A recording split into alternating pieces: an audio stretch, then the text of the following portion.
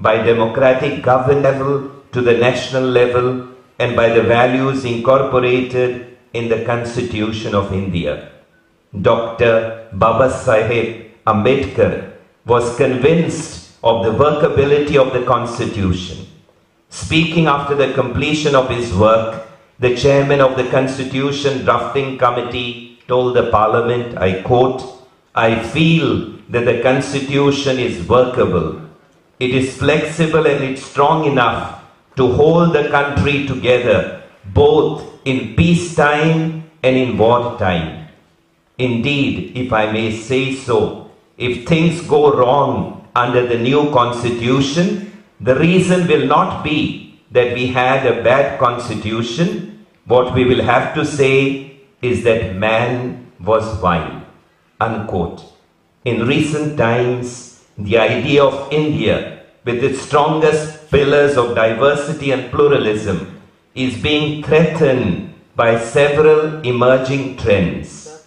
One, the emergence of both majoritarian hegemony and the growth of terror and extremism engendered by the growth of exclusivist religious fundamentalism. Two, the climate of fear created by movements deriding constitutional morality and constitutional ethics. Three, the threat of neoliberal corporate dominance with the rise of inequality and poverty.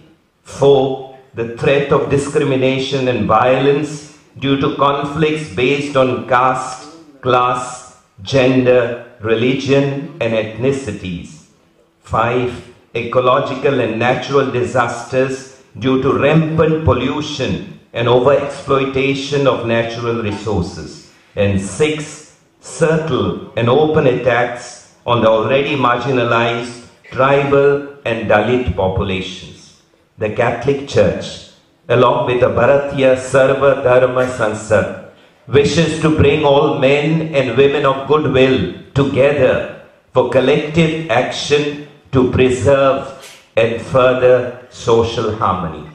We believe that all of us, intellectuals, spiritual leaders, men and women from all sections of society, can unleash a positive energy that can lead our country towards an inclusive, integral human development.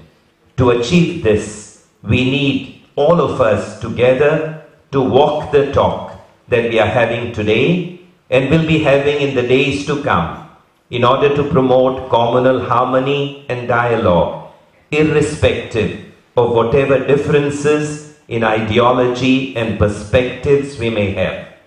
I am glad that the meeting in Goa, organized by the CBCI and Father Agnel region of the Pilar Society, along with the Bharatiya Sarva Dharma Sansad, wishes to address the youth to look forward towards this goal and to move forward towards a continuous dialogue, promoting a strong social bonding and harmony among the people of our country.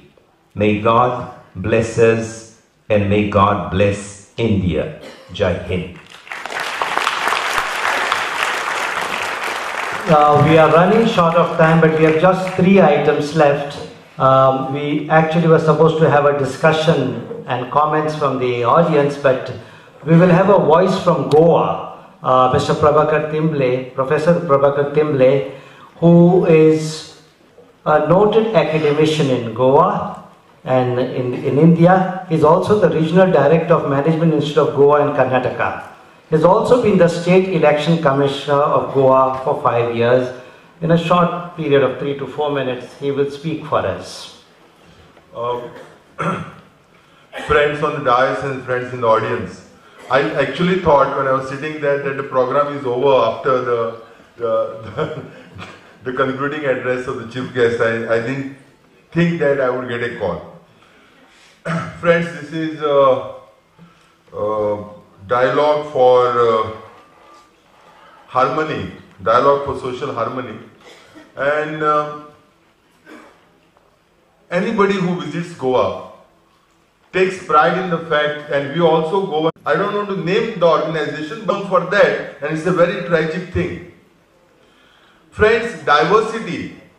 All of us are speaking of diversity. Religious, cultural, language, cuisine and everything. Diversity is not just the idea of India, diversity is the idea of the universe. It's only thing that diversity has taken strong roots in India. Since some young friends are there, I want to tell them that diversity is actually richness and prosperity. And losing diversity is like embracing poverty. Whatever pessimists may say, I still feel that today the roots of diversity are still strong in India. The roots are strong, although we find the branches and leaves are infested and the birds wither and they are not allowed to blossom into flowers. This is what we find in the last 10 years in our country. The reasons for this may be many, and it's not necessary to go through the reasons.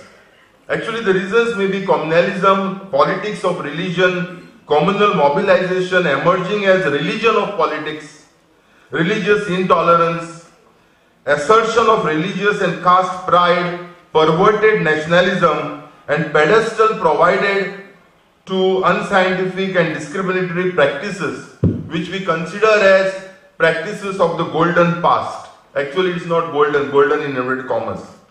So the roots of social harmony are under threat, and what we find in our country today is that the secularism deficit is growing. So when I say secularism deficit, what I mean is that although the constitution guarantees us secularism, but the behavior of the communities, the behavior of the people in our country, there is a discrepancy in that, and the deficit is growing. See, I am looking at religion from a very scientific viewpoint, and sometimes I feel, and since the cream of religious leaders have gathered here, and each leader is speaking of harmony, and each leader says that all religions are like different flowers. And if the whole issue today is how this view, which is there at the upstream, can percolate downstream. So our whole problem is the religious leaders at the top level always tell us that all religions, any scripture you read, religion preaches peace, non-violence, harmony, brotherhood. There's no doubt about that. But how this view which is there at the upstream can percolate downstream? Because I find that tolerance is becoming an enemy of organized religion.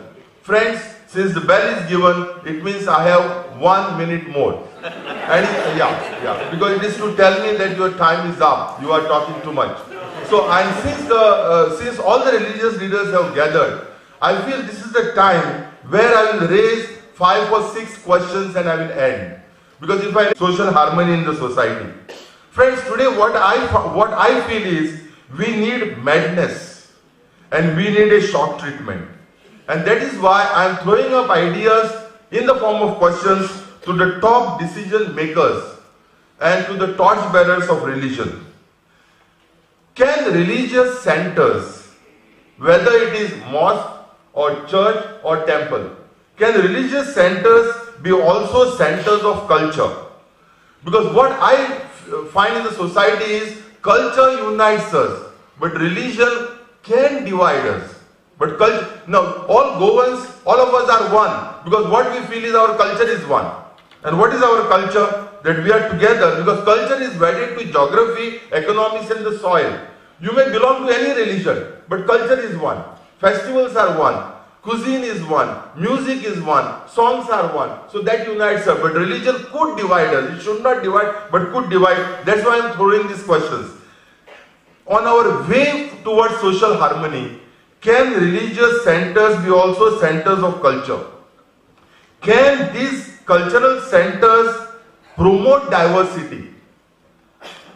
Can the Dharma Granth, everybody talks of the Dharma Granth, and the Dharma Granth that we talk of is the Constitution.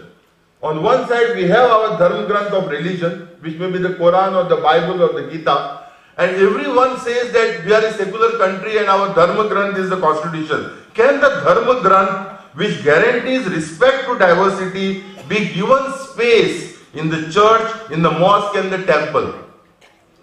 Can the preamble of the constitution, the prayer, कोंकणीन म्हणपाक म्हणल्यार आमचे मागणे, the prayer be included in the service at religious centers?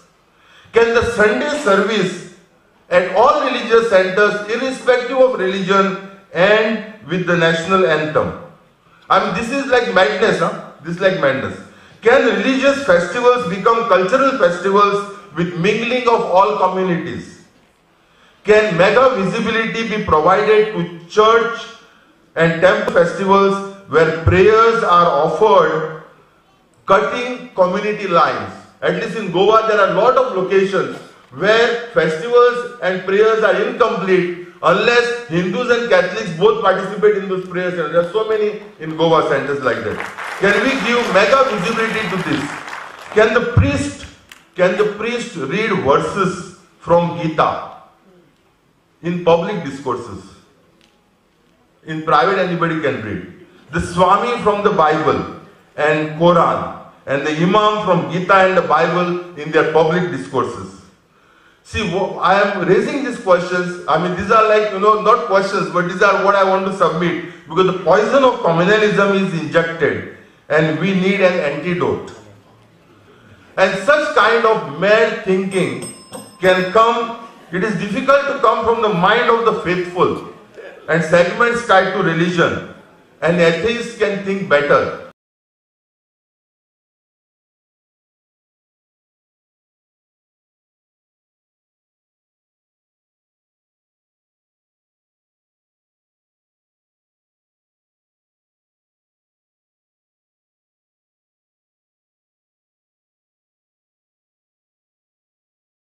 And a person like me, who feels that I am an atheist, can religious organizations provide a space for my views? Thank you so much. Thank you very much, Professor Timle. 1 minute became 5 minutes after that at the end of the day. We have reading of the final statement and the vote of thanks, and then we close up with the national anthem.